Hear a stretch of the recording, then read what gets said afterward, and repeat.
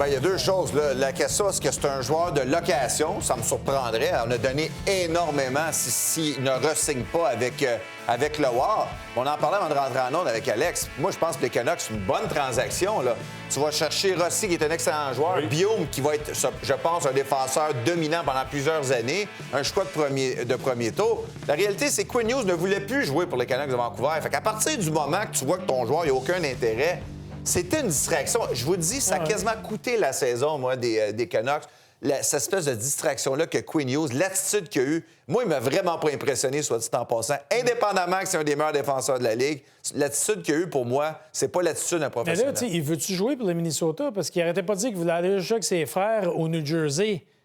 Mais là, moi, je pense qu'il va aller jouer au New Jersey. Rééchanger dans 2 ans. Est-ce que New Jersey le veut? Ça, c'est une chose, là, parce qu'il y en a deux. Puis ils peuvent le payer. Est-ce qu'ils peuvent... aussi. Ça aussi. Puis, tu sais, Quinn Hughes, il allait partir anyway. Donc, pour Vancouver, c'est exceptionnel qu'est-ce qu'ils ont fait.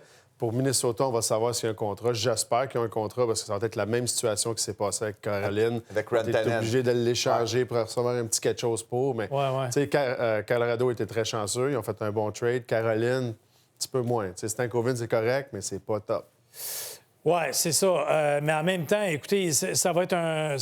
Bien, on va voir, parce que, comme tu dis, je veux dire, Quinn Hughes peut arriver demain au Minnesota puis dire, bon, on te fait signer un contrat de 5 ans, puis les choses sont réglées, mais c'est un joueur agent libre sans restriction à la fin de la saison. Donc, ça complique un peu les choses. Ça n'arrive pas souvent à ce niveau-là dans ta carrière. Là. Il va avoir 27-28 ans. Là, c'est sa grosse chance de faire un 14-15 millions pour 7 ans. Ouais. Va-tu le faire? Ils vont-tu lui donner au Minnesota? Je ne suis pas convaincu de ça. Non, mais ils ont une historique de donner des gros contrats. Ils n'ont pas peur de ça au Minnesota, même si on dit que c'est un petit marché. Souvenez-vous, Parisé, Souter, on les avait signés. Exact. Ils n'ont pas une mauvaise équipe. Kaprizov, Popé aussi, qu'est-ce qu'il a signé?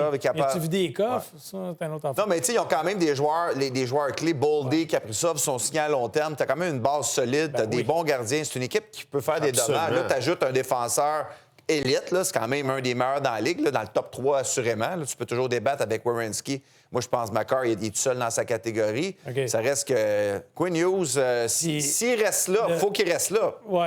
Bien, le hasard fait bien les choses parce qu'on fait le Wild du Minnesota demain après-midi sur nos ondes. Soyez-y. On ne sait jamais, il peut être en uniforme. S'il a vraiment hâte de jouer avec le Minnesota, il va être là. Alors, tout ça, les dominos commencent à tomber. C'est intéressant, c'est vraiment le fun.